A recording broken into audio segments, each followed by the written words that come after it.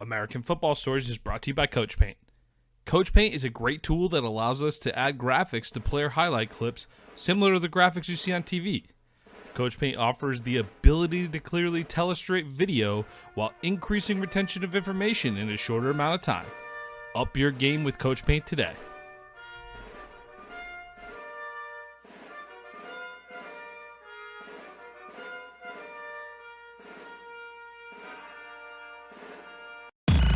What time is it? Game time! It's gonna be special. They gonna talk about this forever. Welcome to American Football Stories. Puts his head down, crashes and spins, and dives. Touchdown! Bringing together the many perspectives that make up college football in the NFL. Football is one of the greatest sports ever invented. From players and coaches. Believe, baby, believe, baby. Hey, we playing to win right here, fellas. To the front office and scouts. The public is finally beginning to catch up, but they don't even know half the truth. Us against the world, let's get it. Your hosts, Robert Parker and Nick Knudsen, bring you American Football Stories.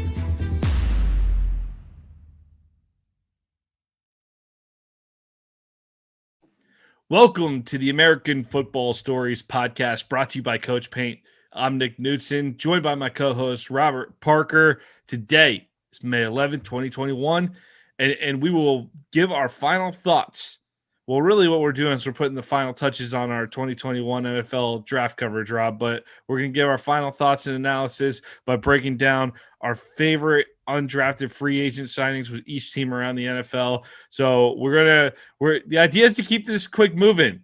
We went a little long with our draft analysis, but it turned into 8 solid episodes, I felt like, Rob. So looking forward to diving into this with you. Yeah, just like you said, Nick, definitely went long, but we were just so hyped up on this year's draft. So, love the draft. Yeah, so that was only right for us to go a little bit long, and we was long-winded. But, undrafted free agents definitely can keep this segment short, but just kind of want to give the fans, of their favorite teams, some diamonds in the rough players that could potentially make the roster and help the team. We seen what happened with Jacksonville last year with, James Robinson. So Hopefully it's some diamonds in the roughs in this undrafted free agent class, and we're probably going to find them. You might not get that really solid starter every single year of free agency, the undrafted free agency, but every franchise has their player they can point to over the years as that guy, the undrafted free agent that comes in and is an unexpected contributor. Maybe not as a rookie, but we're going to highlight some guys who we think can, if they don't jump this year, can at some point maybe have an impact. Let's start in Atlanta, Rob. Of course, we have our guy, Duke Huntley, running back out of Ball State.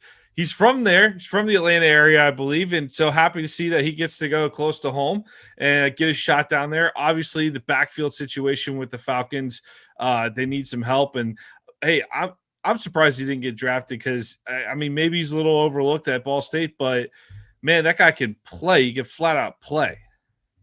Yeah, you're right about that, Nick. And I tell you what, I think this whole narrative as far as, finding the running back late in drafts actually is pushing, that position to get undrafted. We saw 2 first-round running backs go and, Najee Harris and Travis Etienne. But after that, it wasn't really a run on running backs. So now we're seeing a lot of those guys fall to the undrafted area. So, but just like you said, that Atlanta Falcons backfield can definitely need some help. And Caleb Huntley is a big, tough runner, physical guy. I think he can be a change of pace back for whoever he's competing with in the backfield. I know Todd Gurley's had some injury, concerns over the last couple of years. So maybe his time in Atlanta is coming to an end, and maybe hopefully our guy Caleb Huntley can step in and, do the dirty bird in the end zone like the Jamal Anderson and all that, the old Falcons team. So I think he'll get his chance. I think it's a good landing spot for him. I really do. Errol Thompson, linebacker out of Mississippi State. Felipe Franks, the quarterback from Arkansas and Florida.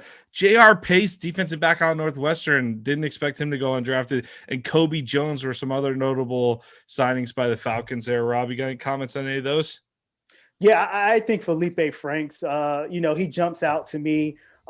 Big, physical, strong guy. By us being Florida fans, we've seen him, kind of grow over the years from a maturity standpoint and a player standpoint.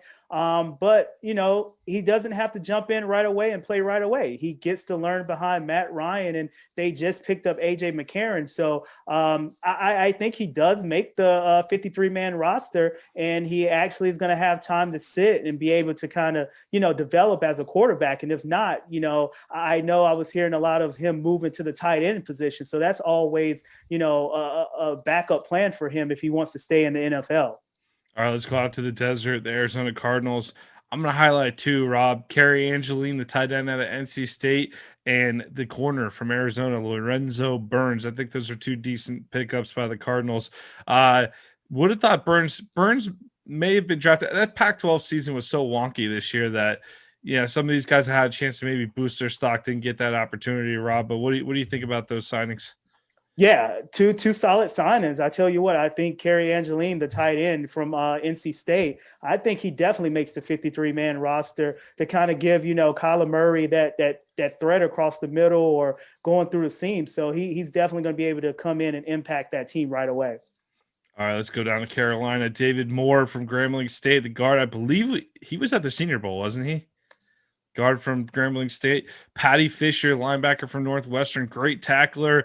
Spencer Brown, running back out of UAB. And they also, I didn't highlight him, but just want to know they picked up Max Stoke, the fullback out of Wisconsin. So anytime you get a fullback out of Wisconsin, you're going to get a hard-nosed football player up.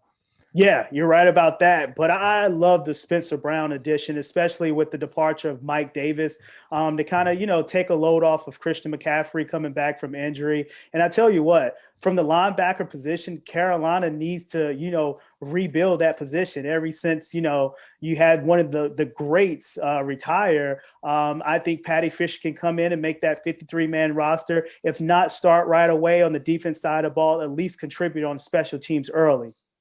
All right, we're cooking tonight. Let's move on to the Bears. Chicago. Charles Snowden, edge rusher out of Virginia, 6'7".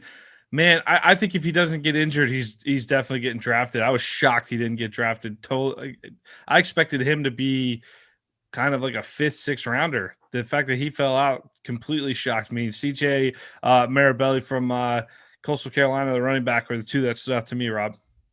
Yeah, I tell you what, we had Mark Jarvis on from, the NFL Draft Bible, and he was raving about Charles Snowden just as a athletic freak that he is. And I'm right there with you, Nick. If he doesn't get injured, I was out at the Senior Bowl. He was kind of walking around with the big boot on, and it really seemed like he just wanted to take it off and go right away. But once again, we've seen not only with Charles Snowden, but with a lot of other players, how injuries derailed their draft stock in this year's draft. So, but I think he sticks with the 53-man roster, and he's a practice squad at least, because, he's a developmental guy. You don't get to see him, see guys that tall and that big, in the NFL. He has that basketball type body. So I'm really excited to see what he can do in the NFL. Yeah, I think he's a casualty of 2020 being a weird year for scouting and rehab.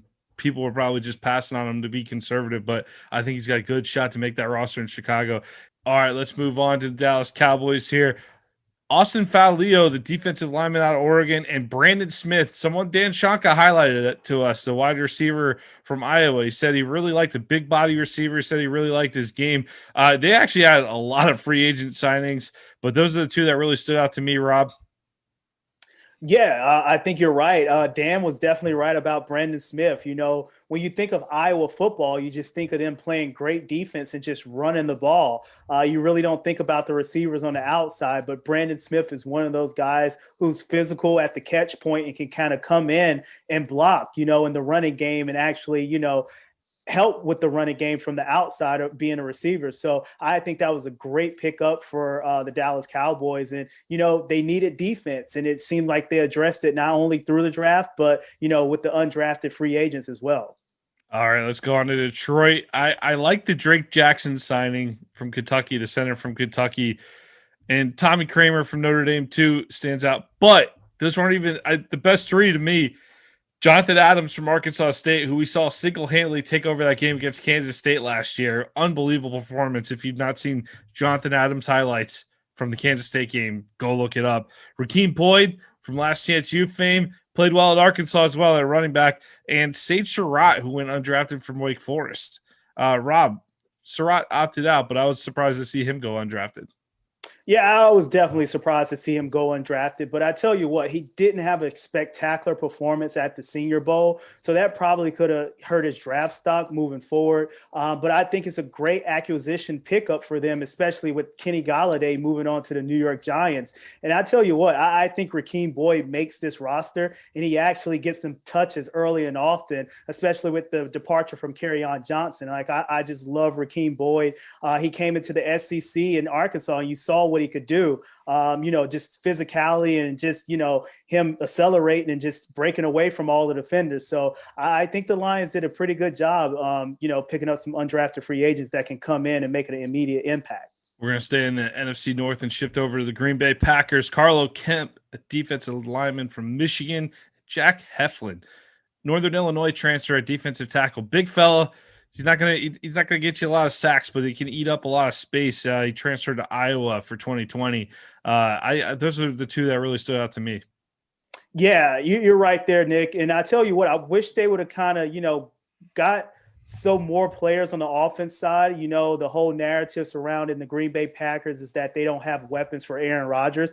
And it was some great weapons out there that didn't get drafted that the Green Bay Packers could have picked up. So I wish they would have went a little bit more, on the offense side of the ball for weapon standpoints to help out either Aaron Rodgers, or their young quarterback in Jordan Love. But, those two guys that you highlighted, they're going to come in and they're going to help the defense in a capacity, whether they're rotational pieces or whether it can be those developmental guys over the next 3 years. So Green Bay Packers didn't do enough in the draft to help Aaron Rodgers. That sounds familiar. Sounds familiar, Rob. It's kind of the narrative either way, huh? Undrafted or drafted. All right. So Los Angeles Rams, Alaric Jackson, tackle out of Iowa, I thought was a nice pickup for them. And Paris Ford, another guy, totally stunned he didn't get picked up. I mean, this was a guy, he played fantastic at times for the Pittsburgh Panthers. I was definitely surprised that he went undrafted. But once again, I think he can definitely stick to the 53-man roster. And he's athletically gifted enough, and he had a stellar career. So it was definitely a shocker to see that he didn't get drafted, but I think he kind of sticks with the team, no matter, if it's the current team or another team. But I think he's talented enough to play in the NFL at a high level. All right, that's the Rams. Let's go to the Vikings. I liked a lot of what they did. Of course, we had American football stories favorite, Jordan Scott. We're going to plug Caleb Huntley, Duke Huntley, and Jordan Scott that came on the podcast. We're fans for life for these guys here, rooting for them. Going to Minnesota, Asim Rose, running back out of Kentucky. Solid player at Kentucky. If you didn't watch a lot of SEC football, you might not know a lot about him. But if you watch SEC football, you definitely know that name. Tough Borland from Ohio State. Everyone talks about the Devontae Smith getting burned in the national title game. Tough was a great player at Ohio State. That's a bad matchup for a linebacker. That's all.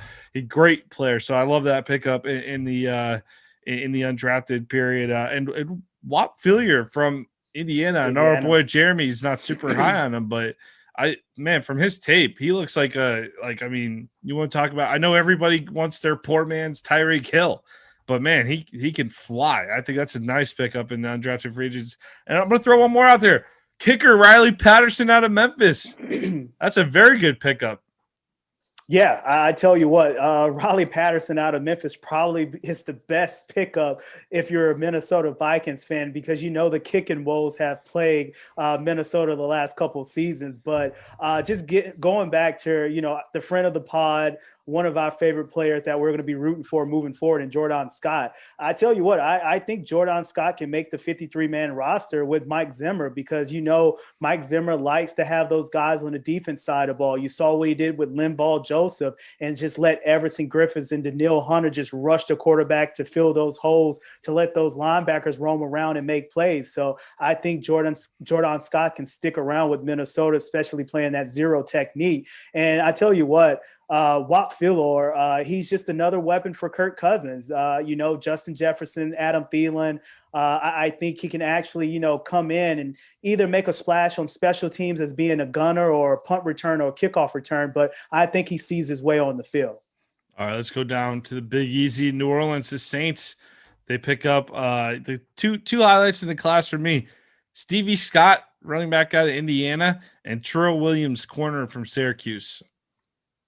I love the Stevie Scott pickup because he's going to be a change of pace back for Alvin Kamara if he actually makes the roster. And I really think Alvin Kamara needs some help in the backfield because he's just touching the ball too many times. He was kind of hurt, banged up later on in the season. So I think Stevie Scott can come in and be that Latavius Murray type of back that, strong, powerful, short yardage guy. And kind of take some of the carries off of, Alvin Kamara and help out in the passing game because I think he's a good blocker. So I really love that pickup.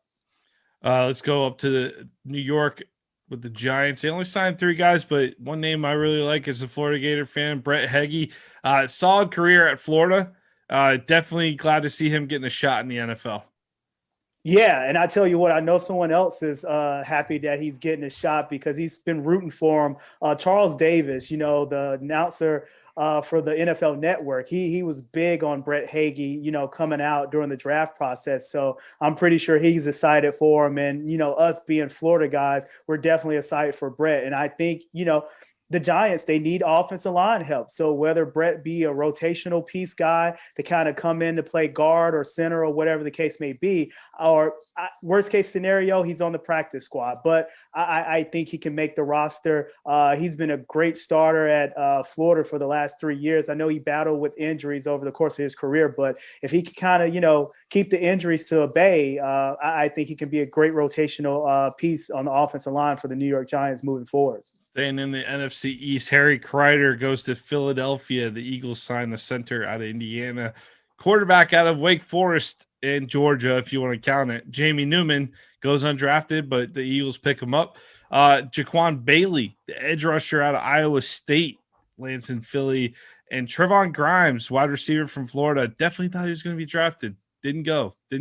But hey, I think he'll get a good opportunity. I know they've been looking for receivers in Philly. They're obviously bringing in Smith this year, but I think Grimes is a great pickup for the Eagles.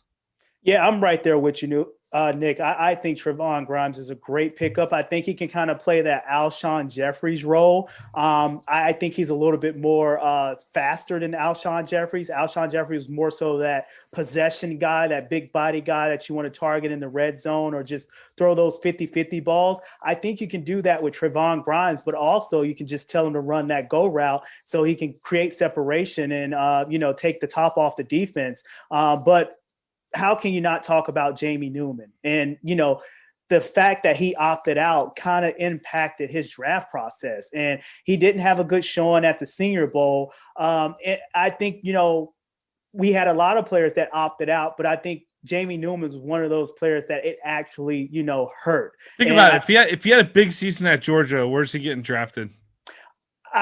You have to say first round. I mean, worst case scenario, second round. You heard talks of him getting drafted in the first round after his Wake Forest year before he transferred to Georgia. So if he plays in the SEC and he does not exactly what he did at Wake Forest the year before, but, something similar to that, it's no way that he goes, undrafted, having a decent season at Georgia. So I think that was more so of it for, the NFL scouts, not having that film out on him, not seeing him play in the SEC. And, that potentially kept him not being drafted.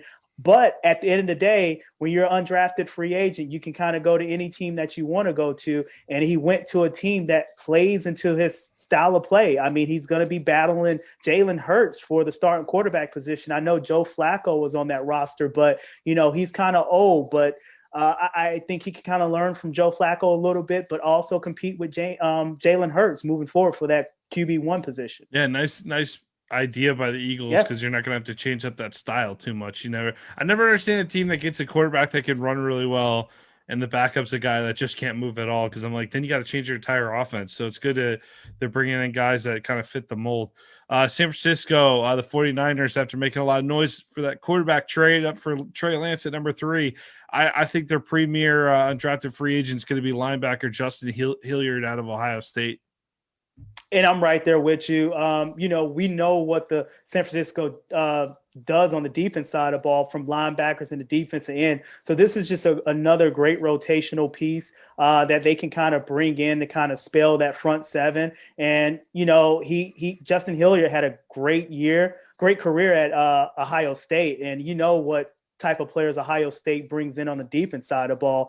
We've been seeing that lately with the Bosa brothers and Chase Young. So I think Justin Hilliard can come on and stick right away with the San Francisco 49ers. Worst case scenario, he's on special teams early, but he can make that transition to be a rotational piece or a starter down the line. Heading up the road in the NFC West, still the Seattle Seahawks pick up Cade Johnson, wide receiver from South Dakota State. Connor Weddington, wide receiver out of Stanford, and wide receiver to Marion Terry out of Florida State. Really addressed the wide receiver position fairly well. I mean, these are three guys that I saw drafted in almost every mock draft that you saw. I mean, I didn't really see any undraftable grades on these. Pretty surprised about Terry in particular. I would have thought Terry would have been picked up. I mean, that guy had like third to fifth round talent in that range. I'm surprised he fell all the way off. Yeah, I mean, Tamron Terry checks all the boxes. Big physical guy that can, run the deep route, make the deep catches, over-the-shoulder catches, the 50-50 balls. But I know the injuries kind of played a part into him slipping. I still was shocked to see him go undrafted, but what better place to wind up in Seattle with Russell Wilson as your quarterback and DK Metcalf on one end and, Tyler Lockett on the other. So I think he landed in the perfect situation where he can kind of come in and, play right away, maybe kind of work on his route running. But if Russell Wilson just need a big, tall guy to kind of run the go route, he's that person. And I tell you what, I think he can kind of come in and make an impact right away. So I'm very excited to see what Tamron Terry does with Seattle and Russell Wilson at the quarterback position. All right, checking in on the Buccaneers. Tampa Bay, as they are calling it now, picked up Elijah Ponder, defensive lineman out of Cincinnati. Big fella, could come off the edge. Liked his tape when I saw him. And Jose Borealis, the kicker who transferred to Miami from FIU and just killed the ball at Miami still. Only one kicker drafted this year, I believe, Evan McPherson to Cincinnati in the 5th round. And other than that, no other kickers were selected. So it's really not a knock on Jose. But, hey, Tampa, you arguably, after spending a 2nd round pick on a kicker a few years back, you pick one up in free agency and maybe even hopefully get a better kicker. But they had an okay kicking situation last year after struggling for years at the kicker spot. But hopefully Jose could come up for Miami and clear things up for Tom Brady at the kicking position. And I think he will. And I was definitely shocked to see Evan McPherson. Even though I'm a Florida guy, I love Evan, but I was definitely shocked to see him get drafted ahead of Jose. I thought Jose would be the clear-cut number 1 kicker off the board. But I tell you what, he winds up in a great landing spot in Tampa Bay. And I tell you what, if he doesn't kick well, he will definitely be off the team with Tom Brady running the ship out there. And he probably won't have to kick, the 50-yarders that he was trying to kick in Miami because they couldn't move the ball. He's definitely going to be able to kick shorter field goals with Tom Brady out there in Tampa Bay, moving that ball with that offense and getting a short field, especially with that defense style of play. So I think Jose landed in a great spot, and, he's probably going to be the kicker of the future for Tampa Bay as long as he can make his kicks. All right, last team in the NFC here, the Washington football team. Only one signing, but it was a good one. Jared Patterson, running back out of Buffalo. Again, surprised this guy wasn't drafted as well, but fantastic year for the Bulls up there in Buffalo. Really liked his tape on what I saw on him. Pretty stunned he went undrafted, Rob. A little undersized at the running back position and kind of explosive, but not like super explosive, like a Darren Sproles type of explosive. But I tell you what, tough runner. And maybe a lot of teams was worried about his statue and, the physicality that he could bring, especially with, carrying the ball a lot at Buffalo. But I tell you what, he can definitely bring it. And I think he would definitely bring it in Washington. Great change of pace back for Antonio Gibson. We've seen what Antonio Gibson can do. I think, Washington is set at the running back position with Antonio Gibson as long as he can stay healthy. We saw the injury kind of plague this season late in the year last year. So hopefully Jared Patterson can kind of come in and take some carries away and spell them for the 17-game season we have coming up. All right, let's flip over to the AFC here with the Baltimore Ravens. Blake Gallagher from Northwestern, linebacker. A lot of solid players on that Northwestern defense last year. And Sam Cooper, a guard from Merrimack College. Hey, look, this is the right place that you pick up these guys from these small schools, but Cooper's a beast. Big fella for a guy playing at that level. What'd you think about the Ravens haul, Rob? I just think the Ravens do what they always do. They draft well, whether it's through the draft or they pick up undrafted free agents. And everybody that they pick up, it fits what they want to do. And we know the Baltimore Ravens want to be a physical downhill running team. And, you pick up a guard from a small college like that where he can probably play at center or probably play at left guard, right guard. But I tell you what, he's just going to be a rotational guy, practice guy. And I think he can probably stick around if he gets the right coaching, especially coming from a small school. So the Baltimore Ravens just do it right year in and year out, no matter if it's through the undrafted process or the draft process. So how can you not like these guys that they picked up? All right, let's go to Buffalo. Quentin Morris, the tight end for Bowling Green, had a nice Senior Bowl. Had a couple nice catches at the Senior Bowl from what I saw. And Tyreek Thompson, the safety out of San Diego State. Two nice pickups by Buffalo, I felt like. Yeah, Tyreek Thompson from San Diego State. We actually broke down some clips on him using our sponsor software and Coach Paint. And I tell you what, he just have a knack for the ball. And that's one of the things that you're going to need playing in that division and just playing in Buffalo. So if Buffalo wants to make that next leap, they're going to need these type of guys that just going to have the knack for the ball, just make those plays, know how to play in space, because you're going to be going up against the Kansas City Chiefs and Tyreek Hill, the Travis Kelce's of that world. So you're going to need to make plays in space. And I think that's what the Buffalo Bills did with the signing of Thompson out of San Diego State. Antonio Phillips, cornerback from Ball State, lands with the Cincinnati Bengals. But the Bengals also landed Drew Chrisman, punter out of Ohio State, very solid punter. Pro Wells, tight end out of TCU. And the real explosive one, I like this pickup. It's a risky play, but Puka Williams, running back out of Kansas, lands with the Bengals. Puka, that's a solid like Marvin Lewis era pickup for the Bengals right there. They would have drafted him with the Marvin Lewis Bengals, Rob. Yeah, I mean, I tell you what, he comes with some baggage and he has some off the field concerns, but it seems like with the Cincinnati Bengals, they really don't care about the off field concerns and everything like that. I mean, they drafted Joe Mixon, so that goes to show you how much they care. He kind of shaped his career around, and he kept his nose clean, so you haven't really heard too much from Joe Mixon. So hopefully, Puka Williams can kind of get in that same mode. But I tell you what, just from a football standpoint, he's going to come in and fit that Giovanni Bernard role right away. And if he doesn't get touches at the running back position, you can put him on special teams as a punt returner or a kickoff returner. So I think they got an explosive player that can come in and play right away and actually help the team. So give another weapon for Joe Burrow and, be that change of field pace guy from a special team standpoint. So I love the pickup, low risk. You didn't draft him, you got him undrafted. So, but I think he's just too explosive to not make the roster. Let's stay in state, go north to the Brownies.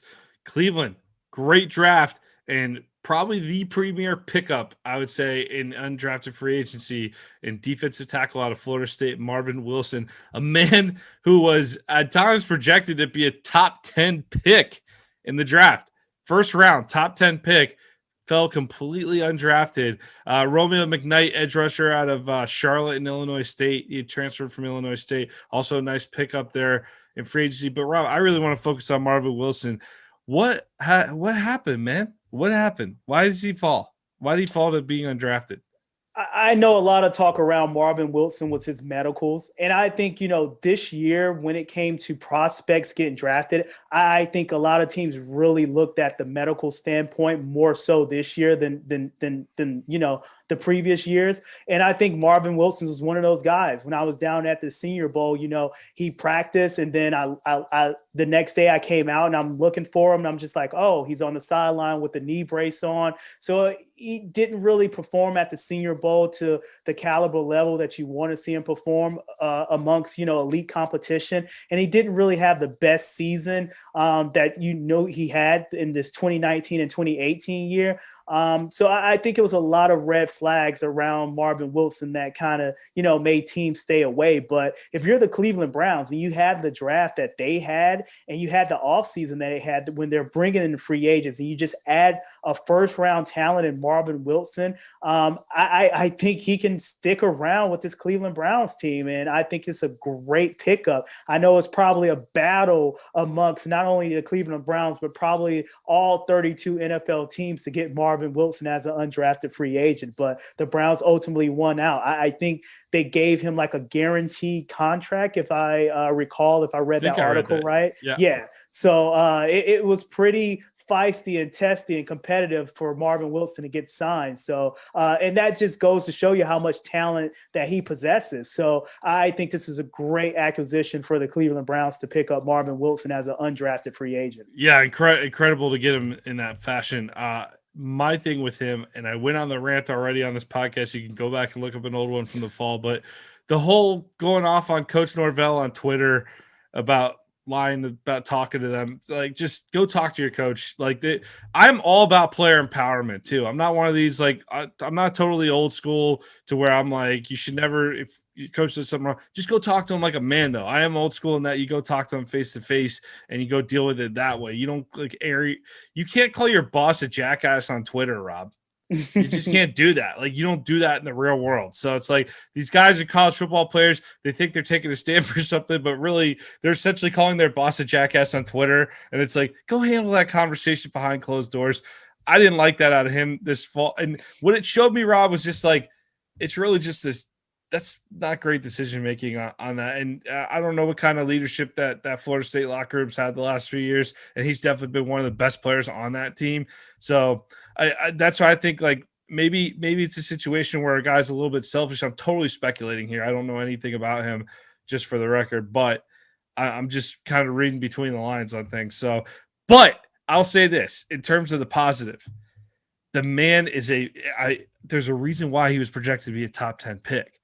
I mean, his size, that guy is big, and he can move for that size too. So, I mean, you're talking about the Browns. Who'd they cut this offseason? Sheldon Richardson, right? Sheldon Richardson. So what a nice pickup to bring in Marvin Wilson at a really just a free gamble here. You're playing with house money. If you got to give him the guaranteed contract, whatever, better than spending a draft pick on it. But, I mean, I can't believe someone didn't roll the dice on a 7th-round pick on the guy. Like, just last pick out the door, Marvin Wilson sitting there. I'm stunned that he even got to free agency. So good for the Browns to pick him up. Hopefully Marvin Wilson gets it together. And, hey, that defense in Cleveland's coming together, man. He could be a part of a very good thing up there in Cleveland. So good opportunity and good pickup. I like it all the way around. It doesn't seem like your same old Cleveland Browns anymore, especially, the draft that they had, and you picking up undrafted free agents like Marvin Wilson. So these are the players that the Cleveland Browns of old would have passed on, even if they were undrafted. Or drafted in the first round. Yeah. Yeah, one of the two. Denver Broncos, undrafted free agents, Rob. Mac McCain, cornerback out of North Carolina, A&T, got a lot of buzz pre-draft. Was surprised to see fell out again. These small school guys, they didn't get the full look. They didn't get the full look this year. So not surprising that he fell out. Colorado State wide receiver Warren Jackson needs to put on some weight. Tall, gangly, skinny guy, but man, he's big. He's a big dude. Like, he's got some good reach on the ball. So if he could bulk up a little bit, that's a nice pickup for the Broncos out there. Yeah, I love the Warren Jackson pickup. And the trend seemed like, we saw Caleb Huntley sign with the Atlanta Falcons.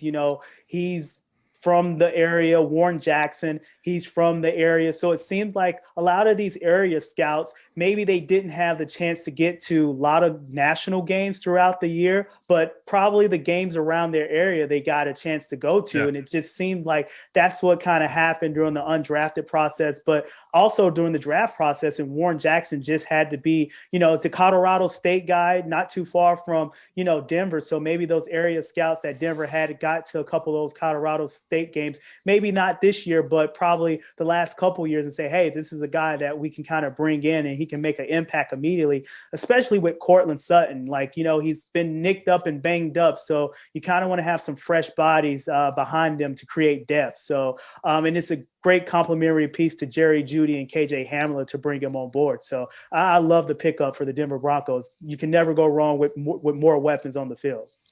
The Houston Texans bring in Carson Green, a tackle from Texas A&M, and Marlon Williams, wide receiver from Central Florida. I think we did some Marlon Williams tape for our coach paint. Loved his stuff. I mean, he's speedy receiver, good pickup by them, and then free agency there. But Carson Green, guy that was projected to be drafted, from what I saw, ends up falling out. Good grab by the Texans to keep a Texas A&M kid in state. Yeah, I tell you what, I love the Marlon Williams pickup. We saw Will Fuller leave the Houston Texans. I think he's with the Dolphins right now. So we know the Houston Texans like that speed guy. They still got Brandon Cooks there. So I think, he can kind of mentor Marlon Williams to kind of fit that role as a speed guy and kind of, show him how to play within the NFL. But, if you get a guy like this, that's just pure speed, undrafted free agent, just like you said, you're playing with house money. Not only you can put him at receiver, you can try to work him on special teams, being a gunner, being a kickoff return, punt return. So I think his speed alone gets him to the 53-man roster. So hopefully he can kind of stick around and develop into a receiver that plays in the league for 5 to 10 years. But just speed alone, he's going to be on a 53-man roster. The wild card team out of the AFC South last year, the Indianapolis Colts, grab my two favorite signings: Tyler Vaughn's wide receiver out of USC, and Terry Black, Michigan transfer who went down to Texas. It never really lived up to the hype in college, but sometimes we see these guys, if they get in the right system in the right place, they're able to develop. No one ever questioned his talent or ability, though. Yeah, you're right, Nick. I think he's actually one of those guys that probably is going to have a better pro career than he had a collegiate career in Tyreek Black. But I tell you what, Tyler Vaughn's pairing up with his former running mate and Michael Pittman. Michael Pittman was there this past year. So, he's not a rookie anymore coming into this year. So he can kind of, teach and kind of tutelage Tyler Vaughn's coming in. So to have those playmakers back joining forces again, I think it bodes well for Carson Wentz and Indianapolis Colts. But I'm definitely surprised Tyler Vaughn's went undrafted. Good duo at USC. Jacksonville Jaguars, another AFC South squad here. DJ Daniel, corner out of Georgia. They also drafted Tyson Campbell out of Georgia. Keep in mind, another corner there. And linebacker Dylan Moses from Alabama ends up in Jacksonville. 5-star, one of the top recruits in the country when he came out. Just had some injury issues, and I don't even think he's going to play this year. I think he's going to sign with the Jags, and he's going to rehab this year. I believe he had a knee injury, if I'm not mistaken. And then Josh Imatorbhebhe, the wide receiver, the USC transfer to Illinois. Solid career with the Illini. I mean, obviously with the Illini, didn't put up the biggest numbers or anything like that, but again, a guy who just looked different in that uniform. Like he just was a big dude who wasn't afraid to go up and get the ball. I tell you what, I think he had the highest vertical in this year's, draft process. Was 45-inch vertical, Josh Imatorbhebhe. Oh man, I think Trevor Lawrence is going to love him right away. I mean, Colin Johnson, the rookie receiver last year from Texas, is pretty much similar. They can run the go routes and they can kind of get those 50-50 balls. And to have those two guys on the field at the same time, that's going to bode well for Trevor Lawrence and the Jacksonville Jaguars. But I can see Dylan Moses shaping up to be, the next Jalen Smith from the Dallas Cowboys, where he kind of came in, had the freak accident, and he came in, he redshirted, kind of rehab, and he never really got back to full form, before the injury. but at the end of the day, it's a serviceable linebacker that can still run sideline to sideline. So I can see Dylan Moses shaping up to kind of be that same similar Jalen Smith. And it just sucks that, he had to deal with the injuries, because if you talk about Dylan Moses, a couple years ago, if he came out, he probably been a first-round draft pick, but he went back to school, and that kind of hurt him. You just never know during the draft process. Do you want to come out? Do you want to go back? Sometimes it's good to strike where the iron is hot, and Dylan Moses didn't capitalize on that, and he goes undrafted. So, well, overall, it looked like he had lost some athleticism, right? Yeah, that's a big concern on him. Yep. And I tell you what, just like I said earlier in the pod, Nick, I think the medicals this year, the teams really harped on them and said, hey, we don't want to take the risk that we used to take before COVID. We really want, because we don't have the film on these guys. A lot of these guys opt out. So if we're going on your medicals saying, hey, you can't come in and you can't play, you can't make an immediate impact, we don't want you on the roster. So I think a lot of teams kind of shied away with a lot of players that had medical concerns. Still shocking that someone doesn't just say 7th rounder, like, hey, Moses still on the board. I'm still stunned that he fell completely off. But all right, let's go. I got one for Kansas City, and it's a position that they absolutely don't need. I'm actually going to throw a second on there. I lied. I misread it. Sorry, I got two. Malik Herring, defensive end out of Georgia. I know you spent some time with them down at the Senior Bowl there, but Shane Buechele, the quarterback out of SMU, coming in. I like the pickup. You gotta find a backup outside of Chad Henne one of these days. You can't have Chad Henne coming in and playing in the AFC Championship games forever if you're Kansas City. So I like that you're looking ahead. But they also picked up Marlon Character from Louisville as well. Who's a good player at Louisville. So those are I really got three for Kansas City, but I'm going to say Buechele and Herring stand out to me. Yeah, I think you spoke it up earlier, Nick, when we talked about if you have a quarterback that fits the type of system, you kind of want to bring in that backup that kind of fits the mold. And Shane Buechele, he can kind of, if Patrick Mahomes goes down, I think he can kind of come in and fit the mold of the more Patrick so than Mahomes. Chad Henne. More so than Chad Henne. Even though, let's give Chad Henne some credit when he took off and he got the first down. So I've watched enough of Jaguars football to not give him credit, though. So that was pretty impressive for Chad Henne. But I tell you what, I think Shane Buechele just comes in and fits that mold of a Patrick Mahomes more so than Chad Henne. He can give you that dual threat quarterback that can throw on the run, throw off different platforms. Maybe it's not that premier drop back passer that's going to go through progressions, but I think he can kind of, come in and move the ball and keep the offense moving if Patrick Mahomes was to go down or, to take a play off or two or series. So I like that acquisition that the Kansas City Chiefs took with Shane Buechele at the quarterback position. Or to start when Mahomes needs to sit when they're 14-0 for the playoffs, right? You get 3 weeks of sitting. Vegas. Let's go to the Raiders. Darius Stills, defensive tackle out of West Virginia, was a solid pickup. Dylan Stoner, a wide receiver out of Oklahoma State.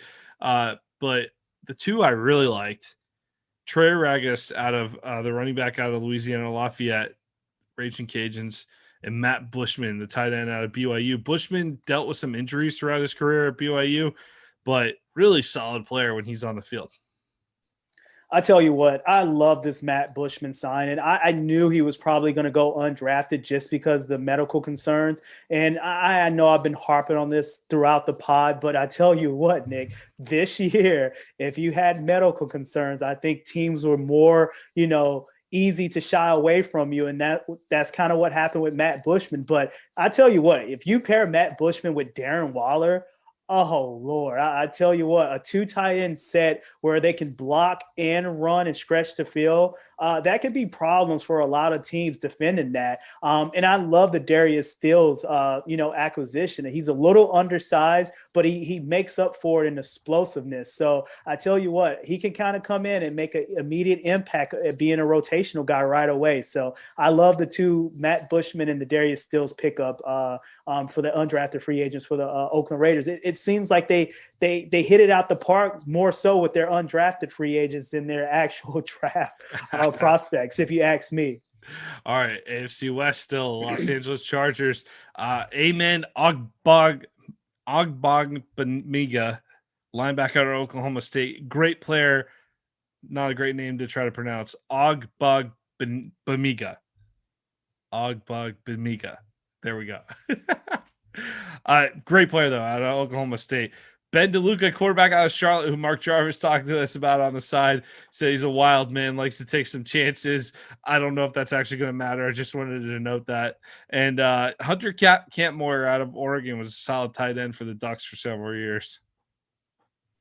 Yeah, I tell you what, I think, Hunter, he comes in and kind of competes right away. We know Hunter Henry kind of went on to the New England Patriots. They brought in Jared Cook, but, Jared Cook is getting up there in age. So this was a great, swing to get an undrafted tight end to kind of, have some depth behind Jared Cook and hopefully can develop into a starter or a rotational guy down the line. So great signing for need, not just necessarily taking the best available player, but someone they can actually use right away in their offense. All right, the Miami Dolphins. I'm gonna only highlight one here. Well, actually, let's do two because I did like the Robert Jones signing out of Middle Tennessee State. He's the East-West Shrine guy. Watched his tape on him. That's a pretty good pickup. But Jerome Johnson, defensive tackle out of Indiana, Rob. I thought that was very nice in the free agency period. Yeah, and we know Brian Flores is a defensive guy coming from the New England Patriots with that defensive background. And once again, just like I said about the Chargers, this is just one of those pieces that you pick up and you can, plug and play right away or be a developmental guy. So this is a pickup of need, not so much a pickup of best available player. So I kind of love it when teams do this. And, worst case scenario, he's on the practice squad and hopefully he can get pulled up to a 53-man roster. So, and we know this year is going to be preseason games, only 2, but we didn't get that luxury with the COVID year and everything. So some of these undrafted free agents are going to actually have time to show what they got. So I love it. Bill Belichick says, undrafted free agents, no thanks. On to the Jets. Hamilcar of Rashad out of Oregon. He's a guy I heard a lot about in his college career. Oregon State, I'm sorry. Didn't get to watch a ton of Oregon State football, but the little bit I did, thought he was a solid player, but he got picked apart in the draft process by a lot of scouts. Did not love his tape, did not perform well on tape, according to a lot of people that we talked to. I thought, Rob, that name surprised me for falling so far, because I thought if you would have asked me last season, I was like, man, that guy's probably going to be could be a day 2 pick, as high as a day 2 pick, and to fall completely off the board. I thought that was surprising. Also, another guy that went undrafted, solid target for your young quarterback too, Kenny Yeboah. Love that pickup by the Jets. Tight end out of Ole Miss, Temple transfer. I love the Kenny Yeboah pickup, and you can never have, enough weapons for a young quarterback. And I know Chris Herndon is still there at the tight end position, but, he had some off the field issues. He's coming into a contract year. So, this is another thing you're picking up, not the best available player, but you picking up a position of need. And I think Kenny Yeboah can come in. He's a better blocker than a lot of people give him credit for. And what he can do being a pass catcher. We saw that this year with Ole Miss, working with, Matt Corral. So I think he can play inline tight end and you can split him out wide. So I love the Kenny Yeboah acquisition with the New York Jets. And this is probably going to be their best undrafted free agent pickup this year. All right, I'm not going to highlight 1 or 2 players for the Steelers because they went crazy on signing defensive backs. So I'm just going to read you all the defensive backs they signed. DeMarcus Acey, corner from Missouri. Safety Donovan Steiner from Florida. Lamont Wade, defensive back, listed as a defensive back, Penn State. Frank McCain, corner, North Carolina A&T. Roland Rivers, corner. I'm sorry, he's QB. Sorry. No. And Shakur Brown, corner from Michigan State. Rob, that's a crazy amount of secondary help for Pittsburgh in one signing class here. Lamont Wade is probably going to be the jewel of that class. Yeah, and we broke down Lamont Wade's film, during the draft process. And I think he can be that hybrid type, linebacker safety guy, kind of like a Buda Baker or Jamal Adams. He's not the most fluid in coverage, but he's just an instinctive player, and he's going to hit you, and he's going to tackle. He's a gamer. So I think Lamont Wade fits that Pittsburgh Steelers mold, that defensive guy that's just going to be a diehard run to the ball, take your helmet off. And I know the times are changing in the NFL as far as, hitting receivers and, just blowing people up. But I think Lamont Wade is that guy. He's going to stick with the 53-man roster. And I know he can come on special teams and play right away. All right, wrapping up here. Tennessee Titans, Bradley Moore, tight end out of Kansas State, transfer from, I believe, Northern Iowa, FCS. Coming in, had a nice year at Kansas State. Big dude at the tight end position, could definitely run after the catch. Blake Hyabill, a kicker out of Ohio State, and Miller Forrestall, the tight end out of Alabama. All nice pickups by the Titans. Forrestall, I don't think he'll be a guy that makes a lot of noise, but he'll be that blocking tight end in line. I mean, he'll be the guy that when they do a play action on the goal line, he'll sneak out and maybe get that Mike Vrabel touchdown, sneak out on the side. No one's going to cover him. Yeah, you're right. Tennessee didn't pick up, the flashy names or whatever like that. But I tell you what, they addressed it needs. And, just like you said, he's one of those tight ends that's not going to, be the Travis Kelce or the Kyle Pitts of the world. But he's definitely going to be a blocker. And, the Tennessee Titans want to run the ball with Derrick Henry. So why not get another blocker out there to kind of help Derrick Henry move the pile and keep the Russian champ going for him. So I love the acquisition that Tennessee did with the tight end position. All right, Rob, leaving any names out that you'd like to throw out there or no? Did we cover them pretty well? I think we pretty much cover them pretty well. I just really Marvin Wilson going undrafted. That was a big shocker for me. Mm-hmm. Jamie Newman going undrafted. That was a huge shocker for me. The other guys you can kind of, they're on the cuff, they're on the fringe. Tyler Bonds, he's another one. I thought he had a stellar career at USC.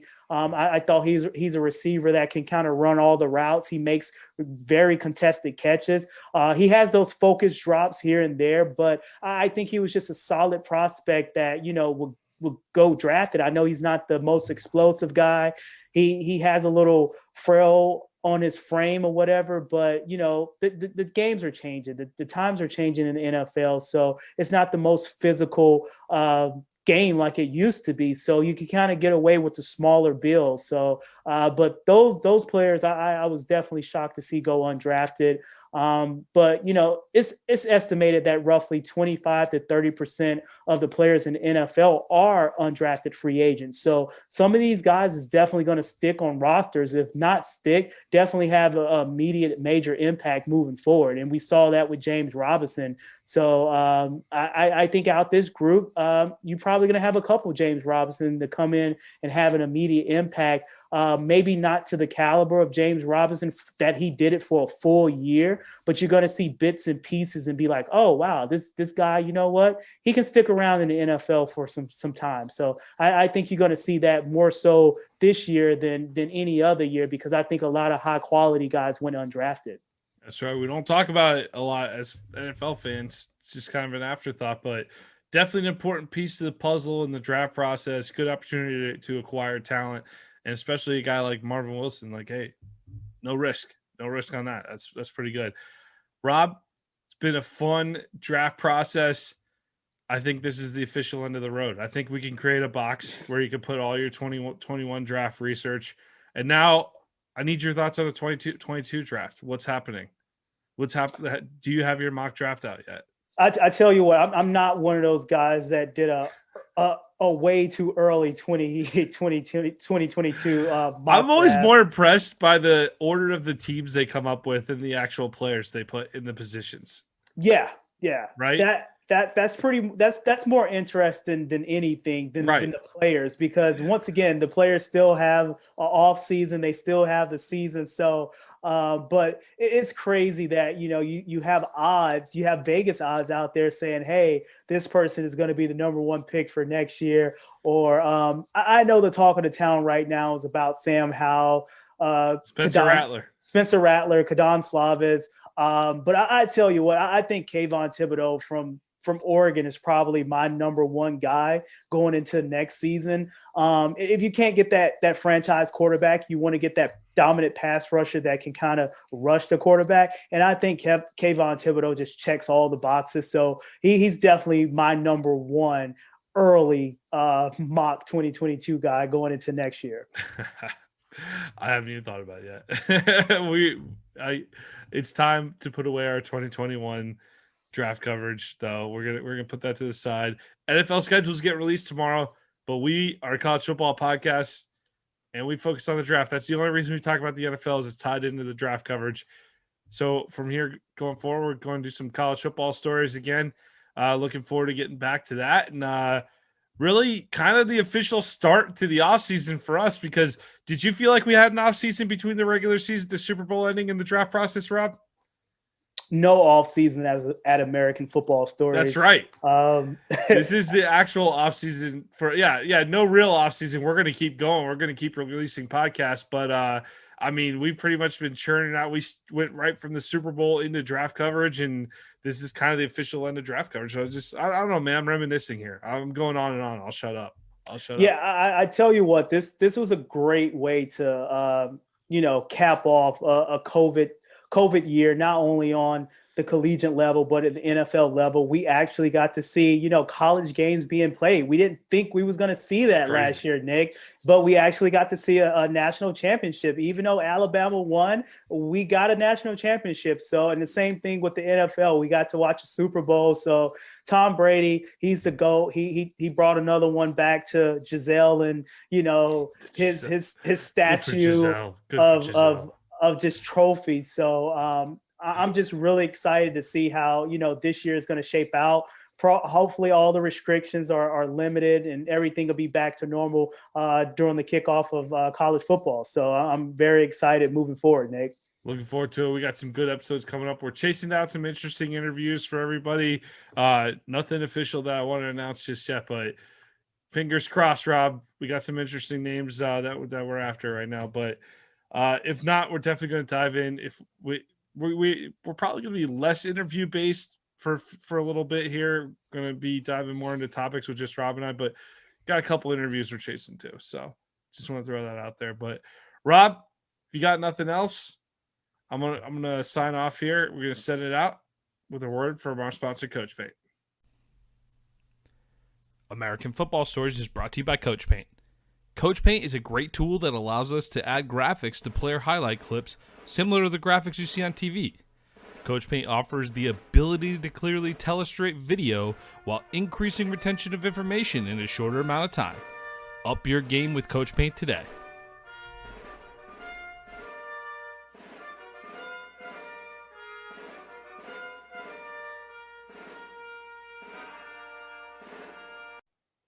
Thank you for listening to American Football Stories podcast. Please subscribe to our YouTube channel, American Football Stories. We are working to grow our network on YouTube and we'd love to have you subscribe. You can find us also on Apple Podcasts, on Twitter at American FB Story, and on our website, AmericanFootballStories.com. I am Robert Parker. My co-host is Nick Knudsen. This has been another episode of American Football Stories.